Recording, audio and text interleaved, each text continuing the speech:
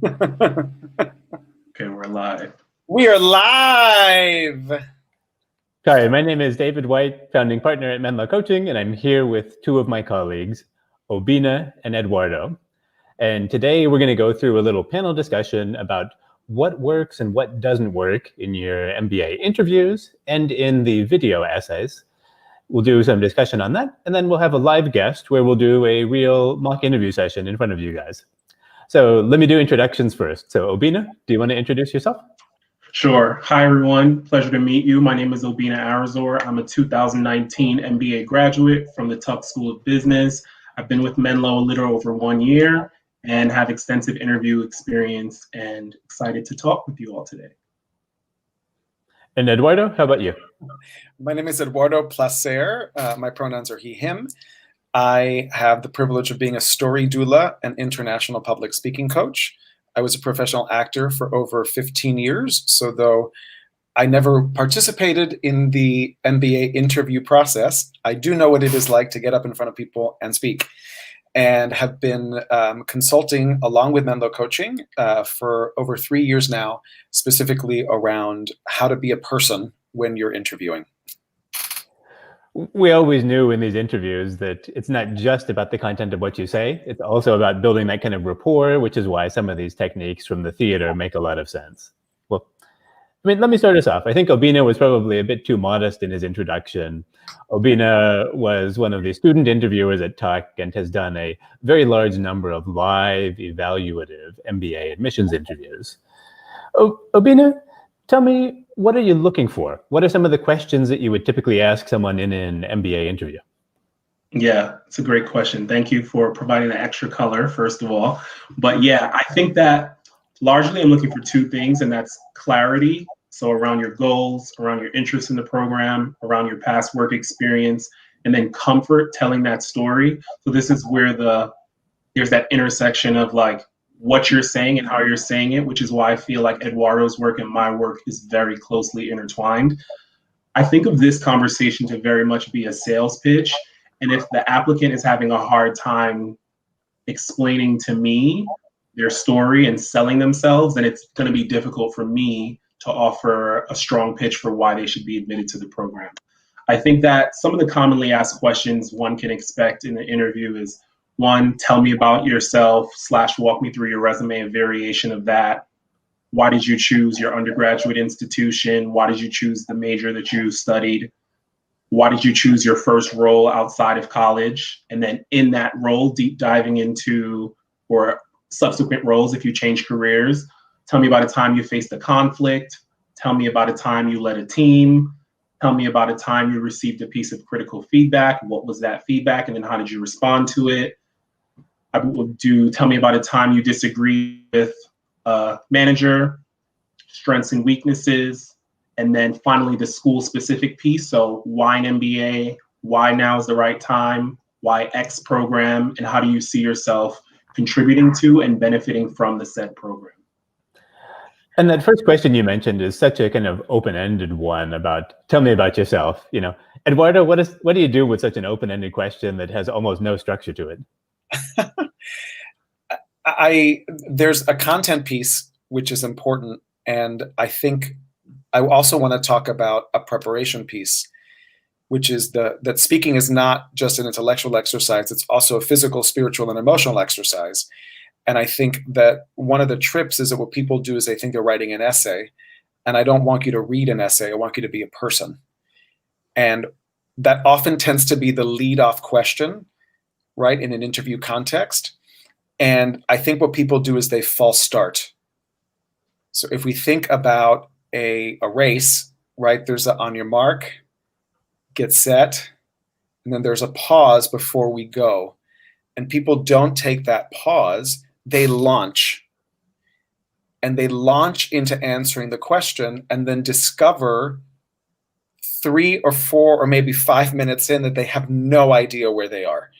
Right? So I say that when I'm working with clients, all of a sudden I'm having a conversation with you, and the next thing you know, I'm in New Jersey at the Quickie Mart buying Raisinets. And I'm like, I have no idea why I'm there. I have no idea how I got there. And I think that taking a centering breath at the beginning before you answer the question helps to ground the energy so that you then are able to lead the interview at a moderate pace. And I think to have very specific, I think there are different techniques and strategies around that specific question. I think that's something you definitely want to practice. And I think that what you want to think about are 1 mile markers so that the person who's listening is able to track, why are you telling me the story in this way, right? So one of the approaches that I like is like a quick pass through that can be chronological, and then a zoom in on a specific theme that may be on the resume or may not be on the resume that connects to the humanity of the interviewer. And I think one thing that you can do very strategically, specifically in a digital context, is if people are in their room, or if you have a bookshelf in the background, like identifying, oh, I read that book, I love that book. Or there's a picture of a vacation that they went on, and you're like, oh, that's Patagonia, that's Argentina. I went to Argentina. My family's Argentina. Whatever. That there are these ways where you can look, if you slow down, to find connectors. And I think that's the thing about that first question. That first question is all about seeding connecting points so that you're connecting to the humanity of the interviewer. Yeah, what you say about kind of leading the interviewer is also, I think, very interesting, because then you don't have to just answer the literal question. So many people, I think the most common way to screw up that first question. So, well, I was born in California, and then I went to high school. And then guess what? You won't believe it. I went to college next. And after college, I got a job. And you're telling them the stuff that almost every person has done who is sitting there. Instead of that, you pick something that you want to highlight, and you can pick. You're in control. But I don't know. Albina, what do you think are some of the good and bad answers you've received to a question like this? Well, from a length perspective, I've had someone talk 15 to 20 minutes answering that, and they tried to anticipate every subsequent question I could ask in the interview, and they told me their whole life story. So that's a bad thing. I will say the best way to approach that question is to keep it very high level. I think for me, the sweet spot is 90 to 120 seconds. And you pulse check. You say, I'm happy to provide additional color on this piece. If you'd like me to deep dive, I can give you a little bit more about this extracurricular or this main theme of my work experience. But you don't just assume that that's what the interviewer wants to hear. I think far too often people go literal and they're starting to explain like granular bullets under a specific role in their resume. And I like it more thematically. So I want to hear, and these first 2 years of my work experience was largely focused on operations management, where I focused on improving efficiency. It's not really like, and there was one project that I did for 3 months and another, it's sometimes we're in the weeds. So I like a more high level and allow me to ask the follow-up questions as needed. Because one of the points that we've made in some of our internal discussions about the interviews is that the interviewer actually they're filling out a structured form as they go. There's a lot of questions on there. And if you take too much time on question number 1, by the time you get to question number 10, they're going to have to just mark a NA, don't know, if you took up too much of their time. Without kind of revealing anything secret, give everyone an idea of what's on the form. What are the questions on the interviewer's evaluation form? Yeah, so from a tough perspective, the form was very much aligned to the 4 admissions criteria of the school. So at the time it was smart, nice, accomplished, aware. So it was, how does the applicant depict this criterion? Like, what are the specific things that you gain from the conversation that speak to whether or not they meet or do not meet like the standard in that area? So to your point, David, if I have 4 or 5 questions or 2-3 questions within each that gauge that specific criterion, if I'm not able to get to the questions that get at that, then I'm unable to offer a perspective as to whether or not you've met the bar. So there were a number of candidates, specifically the one that I just talked about, where you walk me through your resume for 15 to 20 minutes out of a 35-minute interview. I'm unable to potentially speak to how nice or how accomplished you are because we didn't get to the questions that I had prepared that would help me tease that out. So I think it's very important. This is why having a really structured response, to Eduardo's point, where you've taken a breath, you've reasoned out in very good detail what you want to say, what are those key points you want to hit in that defined period of time, so that we can just progress through the conversation. I can get to all the facts that I need. In a sense, it's a pretty tall order to convince someone in this short interview that you're nice, or like other schools we've seen up the kind of evaluation forms, and they ask the same question in different ways. Would you want to have this person as one of your classmates? That's essentially the same thing. Whoop, I think Eduardo, we just lost him on his connection. So we're going to pivot to a slightly different question then. Well, so you talked about the one mistake, Obina, that people make just going way too long. What are some of the other kind of pitfalls that people tend to hit in the interviews? Yeah, I think that another big one is speaking more generally versus honing into the specific program that you're interviewing for. So I know that by nature of the fact that you're here interviewing, that you likely want an MBA, but I'm here to talk to you not about at a macro level why an MBA makes sense to you. Like, we will talk to that, but I also want to deep dive into why this program specifically is uniquely suited to help you achieve your goals. So I think that the people that fall short really don't have any clarity as to why the program that they're interviewing for makes sense for them. And they're speaking very much in platitudes. It's, what club or activity do you want to join? Consulting club. Like, they say something that's at every single program. They're not able to offer anything specifically to the program that they're interviewing for at the moment. I think another big one is confusing school specifics. And this is something that you can tease out very well. So someone will say study group instead of learning team, or call the career management center the career development office. So it's apparent that their due diligence was very much surface level, and they don't really know the names of resources, clubs, activities, centers at the specific program we're talking about. I was thinking the same thing, even as you said consulting club, that if you're at Booth, oh, you mean the management consulting group? Is that what we're talking about here? Yes. Now back to the earlier thing we were saying. So like talk, NICE or other schools, do you want this person as your classmate? Eduardo, how do you get the kind of emotional content into the interview situation? How do you convince someone that you're a nice person? So I think that so I had a little technical difficulty. I tried to mute myself and I left the studio by accident. So that's where I was on, and then I disappeared. I think that and it's interesting because my background again is as an actor, and I think there's a fine line between being honest, being connected and embodied, being vulnerable, and oversharing. Right? And I think in our social media / influencer culture, like, I think it's like, I'm going to use this opportunity to reveal some deep, dark personal secret. And it's not the moment. Do you know what I mean? It may be, if it's something that you are using for a very specific reason in the narrative of your story, but you really want to be mindful of the speaker, of the listener. And I think that sometimes people think what I want to do right now is I want to tell a story so that I can make the person cry. And I feel like that's actually not vulnerable. That's actually manipulative, which is different. And I think that there's always an awareness that your speaking is not about you, that the speaking actually lives in the conversation that exists outside of you. So I think having actual interest and curiosity in the person who you're interviewing, I think shows empathy. It's like, the less you make it about you, even though you are interviewing, right? I think it's easy to be like, and now this is all about me. There's this way that we can get very inside. And I think that to have an energy, if you've done the preparation in advance, I think you can actually be present to the conversation that's emerging in the moment, not the not the interview that you prepared for, or that you want the other person to lead you through because that's the one that you think you're going to rock, but instead actually be present to the conversation that's emerging in the moment.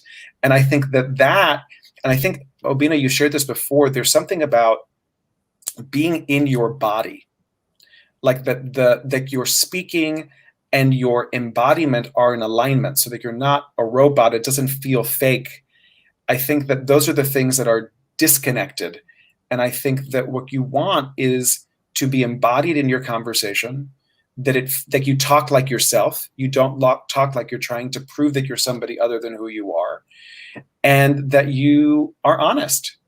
And I think that honest is powerful. And there's a little spin with honesty too. Like, sometimes we work with clients who have, they maybe didn't go to college right away, or they dropped out, or or maybe there's a gap in the resume that they have to speak about. And to own that, to have an answer for that, and to not be ashamed of whatever that their narrative is, I think is very powerful. And in reference to what you're saying about this is a two-way conversation, what are some of the good and bad questions that you got about Tuck when you were a student interviewer, Obina? What were the thoughtful questions, and what were some of the ones that you thought you could look that up on the internet? Yeah, I would say a good one that I really liked actually is, at the time I was a second year student. So what are the learnings? What are the key things that I took away from the first year core that were directly applicable to my summer internship at McKinsey? Like when I think about that delta, what was I able to do in that role that came about as a result of being Tuck's classroom first year? So I liked thoughtful stuff like that forced me to talk about my specific experience as a career switcher and like what was Tuck's role in my journey. I think that the ones that I don't like is, so what's the class size here again? Like, again, something you could easily find online, or, hey, can you tell me about how the consulting club helps people prepare for interviews? It's like, yeah, I could, but you have 5 minutes with me. Is that the best thing that you feel like we should be spending that time on? I also had someone I found it particularly off-putting. She spent a lot of time asking me about the internship interview process. Like, she had 5 minutes of questions about how to go through the consulting recruiting process for MBB. So there was nothing about Tuck. It was just more about like, oh, what kind of questions did they ask? What cases did you get? And it was very like much interview specific to the internship. And I thought that you're here interviewing for the program where you say you want to get your MBA, you should probably have one question that relates to that specific program. I'm curious, Obina, because I think there was a beautiful level of specificity that you talked about, and I think specificity is important. Like, the more specific you are, the more it shows that you've done your homework and you're actually prepared. But I'm curious, and I don't know the answer, do they know who's interviewing them? And do they have a chance to look up on LinkedIn in advance or something like that, just to be able to see, are there synchronicities, or, oh, I see that you switched your careers, I'm a career switcher as well. That, like, adding that level of humanity and preparation, again, creates connection.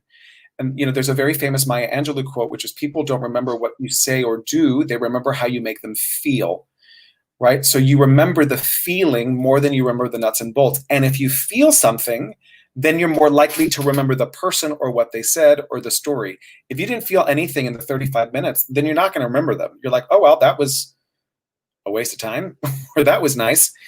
But if there's a way that they stimulated something in you that you were like, wait a second, that had me feel something, I connected, then you're more likely to remember that and remember the person.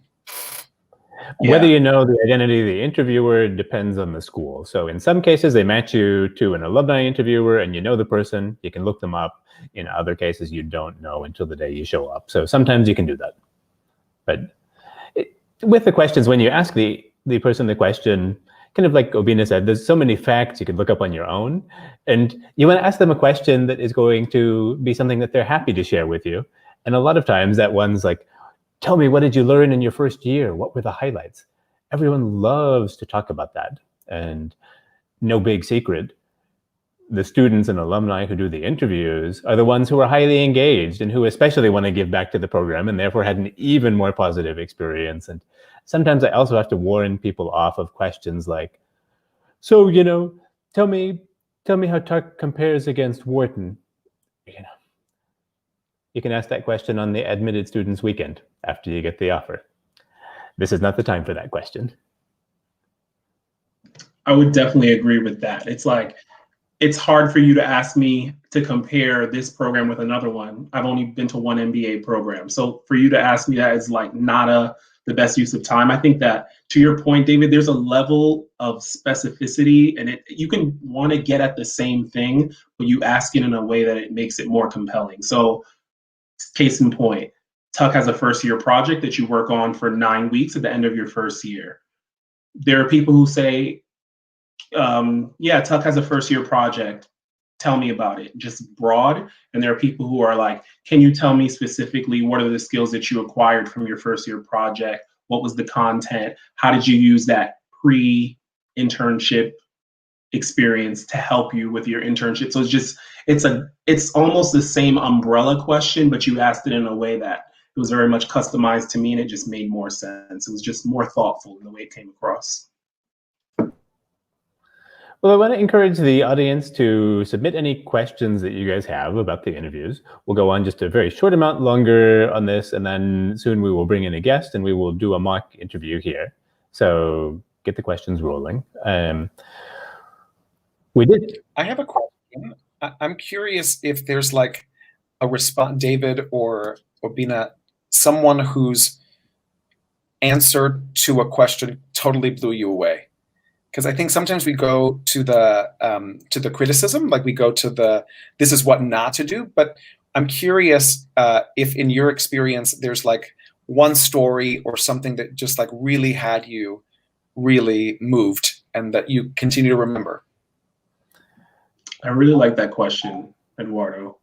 There is one that comes to mind for me, and it is, so you know that when you're interviewing, typically, again, one of the commonly asked questions is, what's a strength, what's a weakness, top 2, top 3. So I asked for what's the strongest, what's your biggest strength, what's your biggest weakness? And then for the weakness part, the person responded, I'm a perfectionist. And you know that from just going through interviews, like that's something that is very much a platitude, like you wouldn't want to say. But the way in which she broke it down to how that perfectionism has been harmful to her career, I actually thought was a very thoughtful response. And the essence of her reply was, it's almost to the point that it leaves her stagnant, where she'll have the slide, she'll have the deliverable done, but she obsesses over the details to the point that she'll miss an important deadline, or she has this phobia of submitting it because she doesn't want anything to come across as not perfect. And that's harmed her in her career, because there have been times where she received feedback that you don't adhere to deadlines. And it's like, she did have it done before the deadline, but that incentive to want it to be perfect harmed her. So I was like, oh, that's actually, she was like, so I need to be more comfortable in the fact that I'm not going to be perfect 4 years into my career, and give myself a little bit more grace to make mistakes. And that's something that I'm actively trying to overcome. And I thought it was really thoughtful. I think one of the spots that you get a chance to really blow them away with an answer is on the kind of tell me about yourself, because then you can start that question with almost anything you want that's somehow related to your personal or professional background. And some people have a really good kind of humorous one. Once we had a guy where after he thought about it, his start to that one was, well, I'm an actuary, and my job today is to convince you that I'm not boring like other actuaries. And, it was fun. He admitted that after, so many years of studying all this math and statistics about what's the average age that people are going to become ill, that, not known as stimulating work.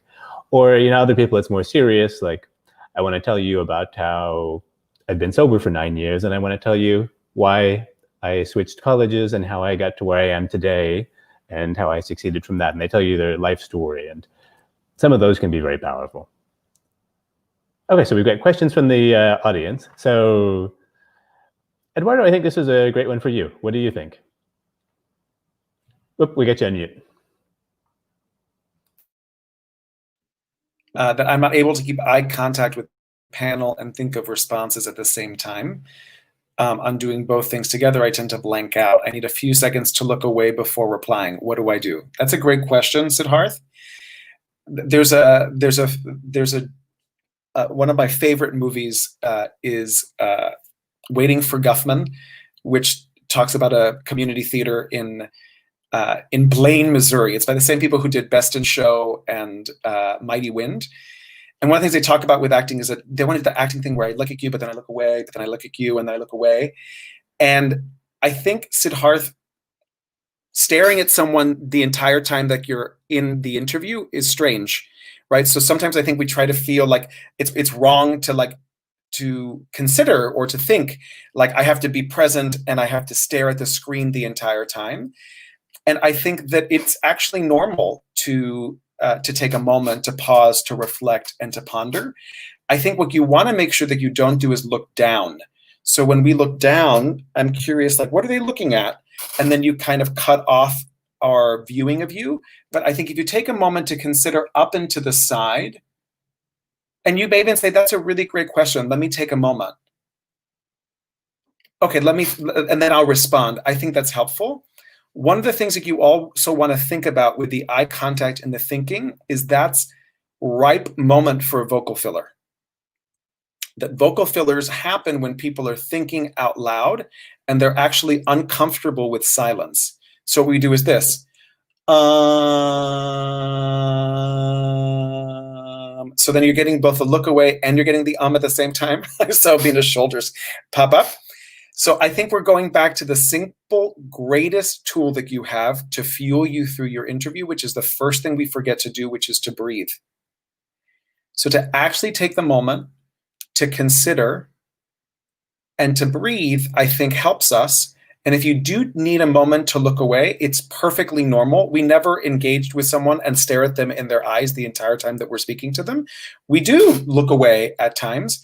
I think having an awareness that what I'm doing is glancing up and to the side is helpful as opposed to glancing down. And I think you can track that for yourself. Where do I naturally, if you bring distinction and awareness to it, where do I look? Do I look down? And if I'm looking down, let me start considering looking and considering up. Then we've got one other, I'm going to address one other question I see here in the stream, Abhimanyu. So about the video essays, the question is. So actually, the video essays are almost the same as interview questions.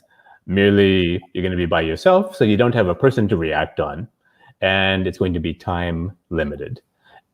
I would also reassure you, people get so nervous about the interview questions on the videos or the ones where you press go and it's going to give you a random question. We had one person who slammed shut their laptop, I think, in a panic. The admissions committee are sophisticated about this. They know that not everyone is a film star who loves to be in front of the camera. Typically, they're going to watch these last after they've seen everything else in your application. And they have realistic expectations of what you're going to do in an impromptu thing where you only get 20 seconds to consider your answer. So otherwise, though, the principles are almost the same as the interview because the questions asked are the same. I want to add something to that about the preparation for the interview. Again, I think the most important parts to answering your questions, and I think, both David, you and Obin, I would love your, whether you agree or disagree, is the takeoff and the landing, right? So what happens is we tend to start strong, but then we kind of lose our way.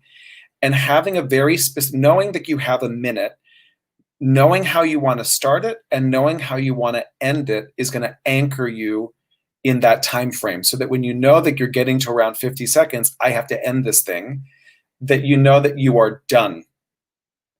What we tend to do is, I'm done, and that's what I think I want to say, and that's great, and bye, slam, right? That what we have is a rocky finish, and I think what we really want to, what is really powerful is that it's considered, and the thought is complete. And I think that that's a powerful, that shows, I think in the interview, that you've considered, you know your answer, and you have a clear, it's timed, it's clear, and it's landed. It sounds boring, but in many of these questions, tell us about a time you solved a conflict. Something like the STAR format, where you lay out the situation. What was the problem? What was the action you took? And what was the result? Helps to keep you on track. And it's actually really easy to understand the story if it's told that way. There was a conflict between these two team members because of this reason. I invited them to an in-person session. Here's what we did. Here's how they agreed to move forward. Because you just don't have that much time in 60 seconds if you get lost on the background. Let's do one more question here, and then let's bring on the guest. Let's bring on Brendan after that. So, Abhijit, do you want to pull up one more question for us?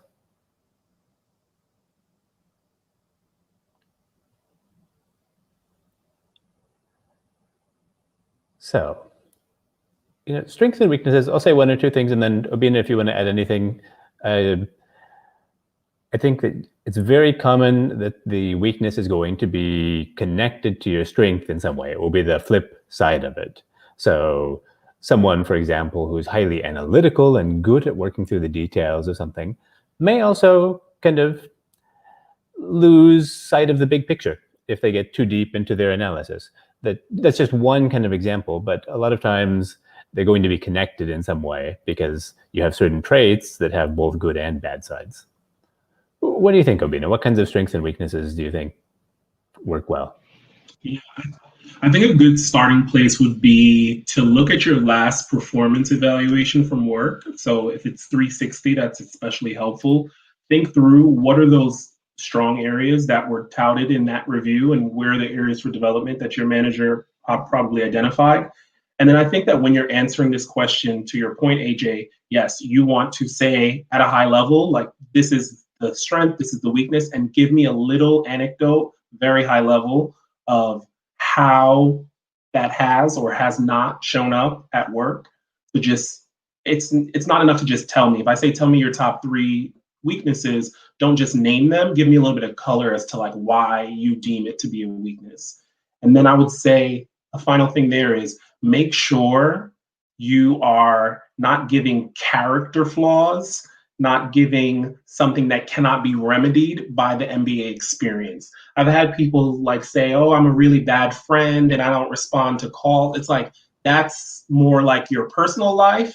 This is an MBA conversation. So I would want to do something around, hey, to David's point, I am very product focused. And in the interim, there are times that I let the process not be my main point of importance. I want to really use the MBA to get better at this weakness of balancing, striking that healthy balance between the people involved, the process, and the end product. So I can still maintain my product focus, but understanding that all of these different variables are important to the journey. So I like something around that. And it's like, oh, an XYZ resource at HBS is going to help me to do that in my journey of getting there. That's a better answer than, yeah, sometimes I tend to like be too sensitive. I have an attitude problem. It's like, that's, again, character is not where we want to go with a response like that. I'm the most negative person on the planet, and nobody ever wants to be in a room with me because I am always cloudy with 100% chance of rain. Right.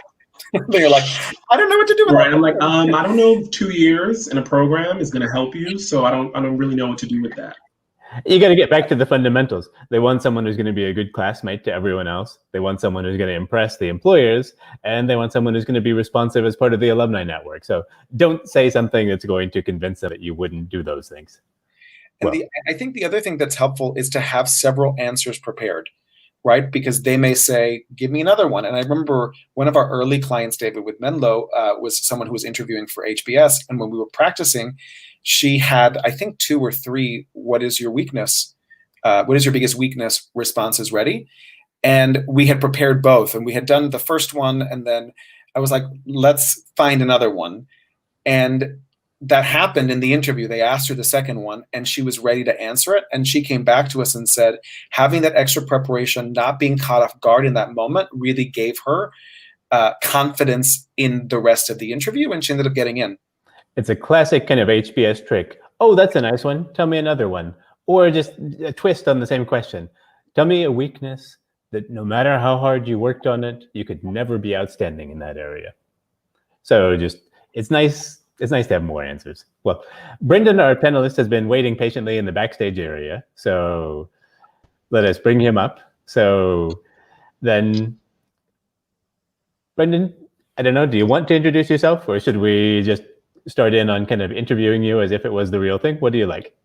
Sure. I'm sure people will start to get to know my background as we go through some of these questions. But just as a general, my name is Brendan Kelly. I'm working this year. I'm applying to several colleges. Round one. I'm actually starting my interviews. Next week is actually my first virtual interview. So I'm excited to get some feedback. I'm excited to hear what you guys think of my presentation and how I'm able to portray myself. So excited to work with y'all. Wonderful. Well, Obina, do you want to lead the mock interview? And then we can... I'm ready to go. We'll do it pretty informally. We can give some feedback. You can do some of them more than once if you want to practice, but here we go. Yeah.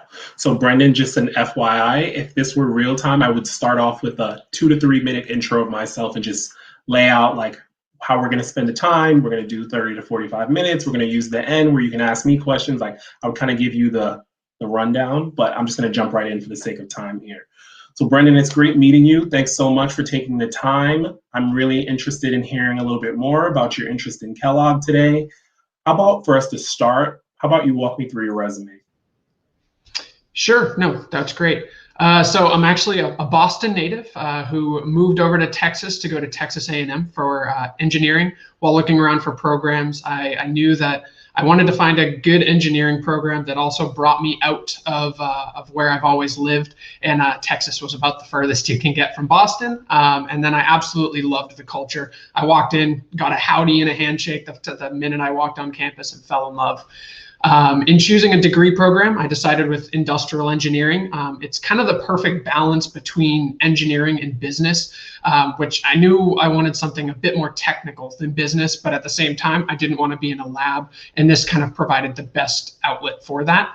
While at A&M, I joined several organizations, and the Student Engineers Council being one of them. I actually got promoted within my first year at the organization, becoming the Chief Financial Officer of the Student Engineers Council and being a career fair director. So I got a real brute force training in leadership skills right from the start of college, which has helped me through my career.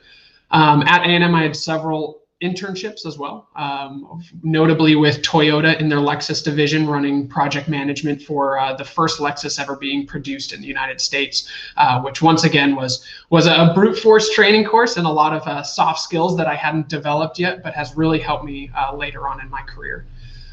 In college, I will say I did work around 40 to 50 hours a week to put myself through college. So there was always that battle between academics, leadership and organizations, and then also making the money to stay in college.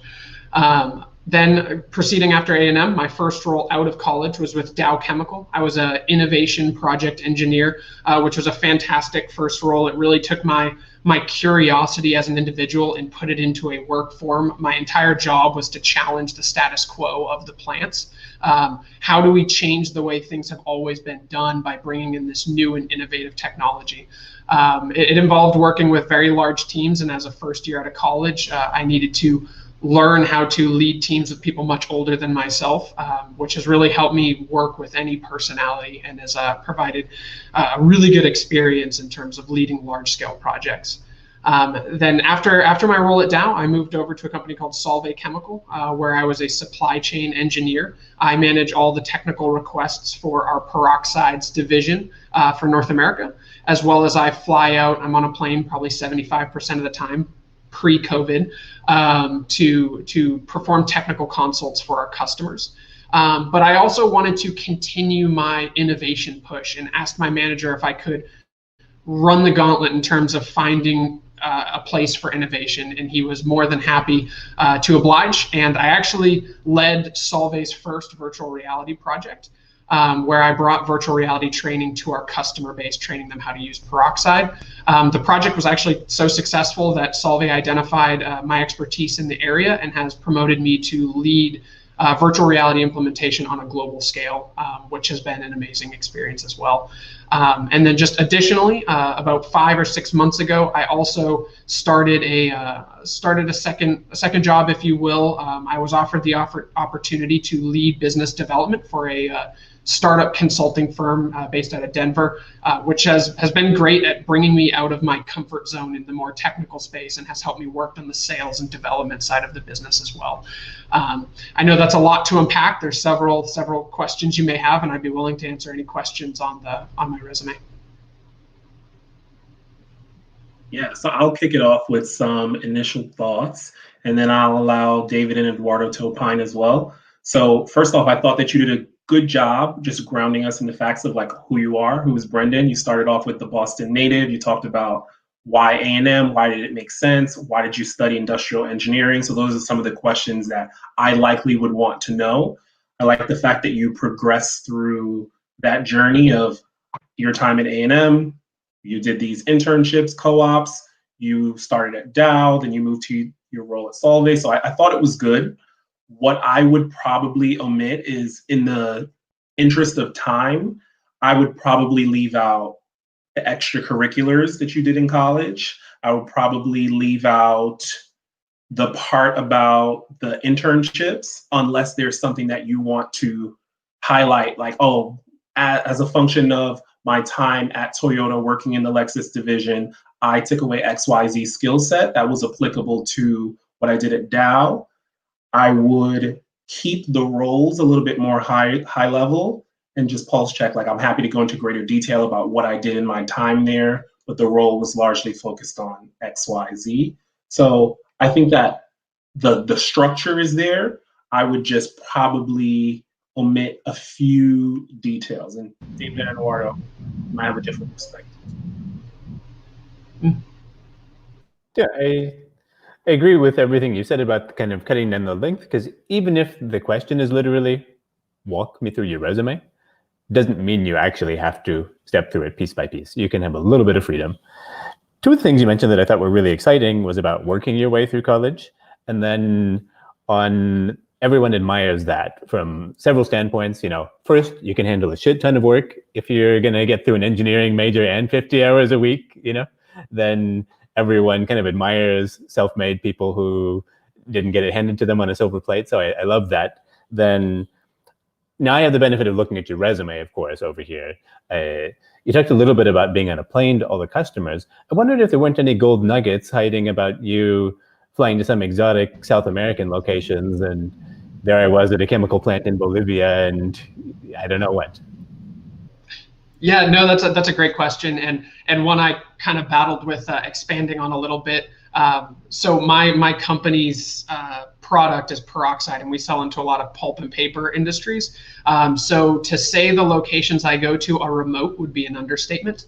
I've been in the remote tundras in Canada, all the way down to Mexico, and then even places in South America. So it has taken me to a lot of unique locations. I was just curious how I might work that in without being over-explanatory, if you will. Well, Brendan, what I also heard in that, if we're talking about pulp and paper, I'm also thinking exotic places like Scranton, Pennsylvania, and The Office, right? Like, that's what the whole TV show The Office is about, selling paper. So I think that there's, I think that there's an opportunity for some humor in that space. David, did you want to answer his specific question? Because I had some other touch points that I wanted to add to, but I thought that if you're selling paper, yeah, I went to The Office. There is a lot of humor, but I think the thing with the locations that you went to, professionally, of course, it doesn't really matter who your customers were, but then the MBA program is recruiting students from almost everywhere, and then showing that you're comfortable with dealing with people from so many different places is positive. And it's also just a question of, what do you know that's maybe unique that other people don't know? What can you add to a classroom discussion that they can't? So I don't think you get into any real detail, but, at Solvay, I sell peroxides. You may wonder, what are peroxides? Well, it's a chemical involved in making paper. And because they make paper in so many different places, I've been to the remote Canadian tundra. I've been down to the tip of Argentina. I've been everywhere selling this stuff. I don't know what. The important point is more just that you've been to a lot of places than any one specific place with the details. Sure. And sorry, Eduardo, I'll let you ask your question in 1 second. I was just curious. There is one thing I left out, and it's that I actually did lead a mission trip to Nairobi, Kenya in college. And now I'm more realizing that might be the global touch that I may have missed in my run through. Do you think that would be worth adding into the resume walkthrough, even though it's not necessarily on my resume? I think it's a matter of taste, but in terms of, lots of people have made short kind of service-oriented trips. not very many people have traveled everywhere with their job across so many remote places. So I would probably be more excited about hearing how you traveled to all these remote places in your job versus a service trip. And to that answer, I think there's also like, I went for 2 weeks, or this is a lifelong commitment that I have to this work, right? So if it's like, I checked this box, you know, I did that trip to the Dominican Republic and I built a well, and then I've never gone back. I did that when I was 17, and that was nice. You know, I think it's like, okay, well, that was something interesting that served you. But if it's like a connection to a deeper life purpose, then I think that's something that one would highlight in your bio question. So I wanted to dig in on a couple technical things, Brendan. And first, I wanted to say that the making your way through college and paying for college while you were in college, that was a huge thing for me. That I think, as far as theme of like work ethic, someone who shows up, because I don't imagine through your resume that you're somebody who had to work full time while you were putting yourself through college. And I think that underdog, like, I'm fighting for this, like, this matters to me. Like, I took every hour that I was in class serious because I had to pay for that with a full-time job while I was in school. Like, that type of grit and that type of work ethic, I think is really inspiring.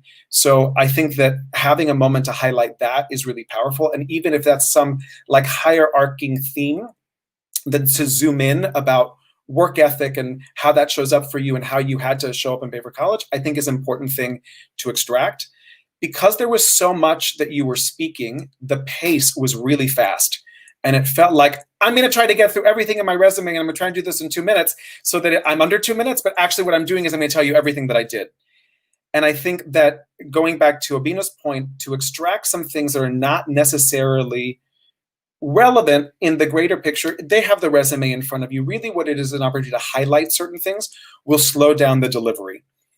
The other thing is that you had a rocky start at the beginning. You used an array, the garden variety vocal fillers that people do, which is the sure, no, thank you, okay, great. And that's common for everyone. And I think to take a moment to just breathe and answer the question. I don't need the okay, great, before you start. Taking that moment to breathe and just answering the question is great. The other thing, Brendan, is I don't know where your camera is. So I feel like sometimes I'm looking to the side, sometimes you're looking directly at me, right? So I think just ensuring that there's some consistency. I mean, you can look away, but there are moments where I don't know where it is that I'm looking. And I have something for you. Do you have Scotch tape around you by any chance? Scotch tape? No, I do not. Yes. Well, I have an index card. I do have a. So you have forehead tension, which means that when you answer questions, your forehead starts to, hyper articulate, in moments of transition. Now, I say this not as a negative, right? But I don't think you know that you do that. So it becomes like this subconscious hyper articulation that's happening in your forehead. And a big acting trick that we do is we put Scotch tape on the forehead, so then you become aware that you're doing it. Right? Okay. If you put the Post-it note, right, because of the adhesive, right, you're going to start tracking, wait a second, I'm doing it every 7 words. I had no idea that I did that. Now, who cares? Your interviewer isn't going to be like, oh my God, he used forehead tension 17 times. But it gives a level of awareness in your delivery that you may or may not know that you're doing, that you can say, do I need that or do I not need that? And then the other thing that I want to flag is your vocal fillers, the ums, always appear in moments of transition. So when you're moving from one point to another, that's where the vocal filler is coming in. And that's another space where the opportunity is to focus on your breathing. Okay. I downloaded a bunch of stuff on you, Brendan. That's great. I was cursed with a large forehead, so that is something I'll need to work on for sure. But no, I do agree that has been a transitional error for me in the past. So I definitely need to learn to take a breath, especially at the beginning, instead of using that filler. So that's great feedback. Thank you. Do you want us to move on to other questions, or do you want us to do like a rerun of this one so that you can kind of try to immediately apply some of the stuff after you think for a moment how you would tell the story in a short way? I think for me, I think a lot of the feedback was my presentation of the question itself. So I believe on an additional question, I can take the longer breath and maybe cut out some of the extraneous details. I think I understand how that pertains to the last question. So maybe a new question, I can try to promote those tendencies in the next question. So maybe a new question would be beneficial. Great, let's do that. So let's move on in the interest of time. So the next question is, Brendan, tell me about a time when you faced conflict on a team you were on. That's a great question. So, and now I'll restart because you already caught me on the so. That is a great question. Conflict is something that I've had to deal with quite often, especially being in an innovation role. While at Solvay, specifically running through my digital strategy push when I was looking at bringing in this innovative technology, we have a bit of a lean team at Solvay, and we're not always looking for innovative technologies. We're not always looking for how can we expand our capabilities in a digital sense. So when I came to promote this, what I call a 6-pillar initiative called our customer toolkit, it was met with quite a bit of opposition from our leadership team, all the way up to the general manager of Peroxide did not think that there was much value in bringing in a virtual reality program to enhance our training. So in order to deal with this conflict that they didn't see the value there, I really needed to look at everybody's understanding of what I was trying to bring in as a whole and understand what were their concerns with this project. Why did they not like virtual reality? Why did they not think it was worth it? And address each stakeholder's issues head on and provide information that helps solidify their concern. So for my general manager's perspective, she didn't agree that spending money for customer training would provide a return on investment. So when going about this project, I decided to look at other ways that this could provide a return on investment. And that actually ended up leading to a development where we can actually license our training to customers and provide a new revenue stream. So when I look at conflict, I look at conflict as the differing opinions that people bring in allow me to reassess the project or the issue I'm trying to address and potentially improve it. I don't look at conflict as necessarily a negative. I look at it as an opportunity. And this was an opportunity that ended up enhancing my project as a whole. David, or do you want to kick off with feedback this time first? Sure. So I like the story a lot. I think the main thing I would say is you could set up the situation much more quickly. So whether it would be something like, we make chemicals for the paper industry and it's a very traditional company. So my senior management were very skeptical when I was tasked with rolling out virtual reality. What I did then is I went to ask each one a question, and then you're into the middle of the story, which I thought you handled really nicely because you gave this specific example about what was the objection and then how did you handle it, that the ROI was not there. I showed that actually it was a revenue stream. So that's perfect. Then you might even be able to cut a little bit off on the end in terms of I see every conflict as an opportunity. Well, if you show that you handled the one well, I think that probably let the example speak for itself. You did a beautiful job of overcoming the challenge. I thought you did a beautiful job, Brendan, also taking the note of slowing down at the beginning. I thought your pace was very smooth and considered. I think what people tend to do in their interview is they find their pace later on. It tends to be in the first part of the interview when they're nervous, that they get a little ramped up. So that's a place where you really want to be sure that you're really taking your time on your breath. And I thought you did a beautiful job, one, in the practice of catching yourself on the vocal filler. And I think that the most important thing to remember is when you're actually in the interview, who cares? Like, we don't want you to be self-punishing. We're like, I ummed, or I sewed, or I did one of those things. So in the practice, it's useful. And then when you're having the interview, just be a person and answer the question. I thought that to go back to what David said on the delivery piece, is knowing how you want to end it is going to be really helpful. If not, it feels like Lord of the Rings and Return of the King, which has like 7 endings. So then it's like, is the movie over yet? I thought it was over. Oh no, there's another scene. And the word that you're using to bridge that is so. So almost feels like, and now I'm going to tell you the end. And instead what happens is we have like 7 so's that keep on compounding to a finish that I don't know when we're actually done. It looks like we lost him. Brilliant, huh? He may have done the same thing that he left the studio like I did by accident. Abhijit, is he in the backstage? Oh, let's see. He says he's frozen on his internet connection. Okay. There we go. I'm back. Sorry. Okay. Turned into a frozen screen there. Sorry about that. No worries. Yes. But I did hear. Oh, sorry. I was just going to say I did hear all of your feedback, Eduardo, and I definitely understand that "so" and are the 2 words that I tend to interject in both transitions and thought processes. So it's definitely worth noting that I need to watch out for those, but in the interview, don't point them out if I do say it. So. Beautiful job of not umming. So the was not as present.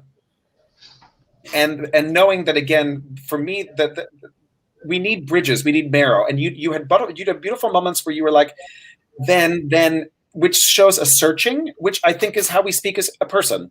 So I don't think we want you to remain a human being when you're speaking and not a robot. I think the thing that we want to get with that "so" piece is that we want to be clear that you're signaling that now this is over. And what happened is there was a way that you were signaling, I'm going to end this, and you didn't, you kept on going. So then my listening as a listener is like, is he finished yet?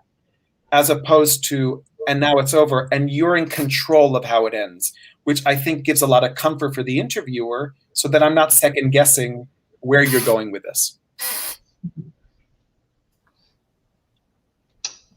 Yeah. And Brendan, just another point of feedback, and this might be a personal preference thing coming from my end, is for me, I personally like conflict stories that are very much like one-on-one. So when you deep dive into what is that situational experience that led to your manager saying, Brendan, I don't agree, and you saying this, and there was a little bit of back and forth, and then you had to reason out a way in which was the best way to approach the situation. Like, I thought that your response, it definitely worked, but I think that response, I personally just think it's more applicable to tell me about a challenge that you've had to overcome in the professional environment. So it talks to like, this was the problem we were faced, had to understand stakeholders, concerns. One of them was ROI, showed a profitability analysis, was able to show that this did have a value proposition and we moved forward or we didn't move forward. So I think it's more for that question, but I would use this to talk about like you just disagreed actively on someone's stance or their way of doing something, and you figured out a way to respect their perspective and work around a way that made it sustainable for the both of you. Maybe that's buried in there. Was there anyone who was really hostile to the VR thing in the first place? Yes, there was. My general manager, I didn't expand too much on that topic, but there was definitely some tension between my general manager's thoughts for the project itself and my desire to keep it pushing. I came at it very strongly, really trying to push the project forward, and she was basically a stopgate and said, no, we do not need this project. It's not going to provide any sort of value that is tangible and that we can use moving forward. So there was some tension there. I do think I have other stories that may work a little better in terms of a personal one-on-one conflict. And like Obina said, this might be a good, what was a challenge. So I think maybe moving forward, I would use a different example that maybe portrayed my one-on-one skills a little better. So I do enjoy that feedback.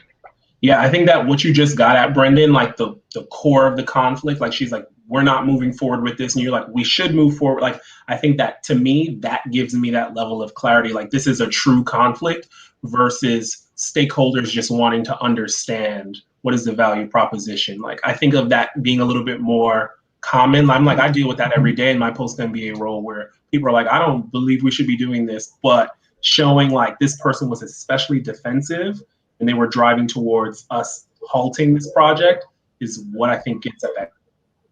Okay, so then I guess if I focus on this specific issue, I should more focus on the tension maybe between my general manager and me than the negativity surrounding the project as a whole. I think so. That's where I'm getting at. And Brendan, it's classic storytelling. Tension wants us to listen. If we have proper nouns, if we have two human beings and there's tension, we want the tension to be resolved. So what that tension does is it actually stimulates my mirror neurons and I actually lean in. Okay. So what happens is that I start feeling the tension along with you, and I can start equating where in my life or in my career I've been in a similar circumstance. And that's a neurological way that you're also then building connection with the interviewer. Okay, perfect. That's great feedback. Thank you, Eduardo. Great. Do we have time for one more, or are we out of time? I think we're technically out of time here. So, Brendan, is there any other kind of short question that we can answer for you on interview stuff before we wrap? I think, yeah, I mean, those were two great questions, and I really appreciate the feedback. I will work on duct taping the forehead and losing this forehead fold I have. I am curious though, was the camera an issue? Because I'm looking at my screen and my camera is quite a bit higher than my screen. And so that causes a lot of back and forth. Is that something that is distracting and maybe I should use a different height of a camera, if you will? I think the easiest thing you can do is to put the camera roughly at eye level. I don't see any problem with your camera. Then you can also control a little bit whether you're going to be small or whether you're going to be large. In general, maybe you need a little space in front of you to write notes or something. But it's nice if you're fairly large in the frame. And you could be larger in the frame than you are now, because people are going to connect with your face. And then another thing you can do, you don't need to do it exactly how we do. I've got a little webcam external, and if you put a few lights behind you, and you don't have to have a light panel, it could just be your household light, then you're gonna look good. If you have look at that. There we go. So you got to get the light on your face so that they can see you well. And Eduardo, were you going to say something more too on that? I raised the. It's very easy in the vein of interview prep and application process to be obsessed with perfectionism and getting it right and being perfect. And there's no such thing as perfectionism. There's no such thing as perfect. What we want is human. So my invitation for you, Brendan, specifically around the forehead piece, is to not take that as punitive, right? And to take that as an opportunity to be aware of something that you're doing subconsciously.